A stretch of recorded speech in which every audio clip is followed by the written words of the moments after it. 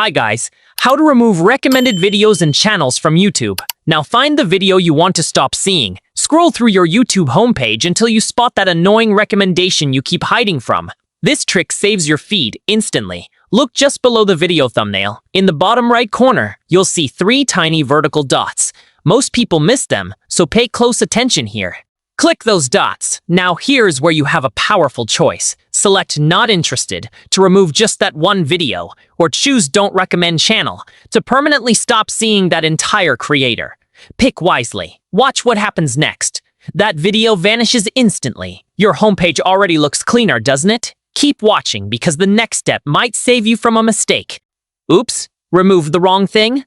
Here is the lifesaver. A small confirmation message pops up with an undo button. Click it fast before it disappears. This works every time. That's it. Your YouTube feed is now personalized again. Want to clean up even more recommendations?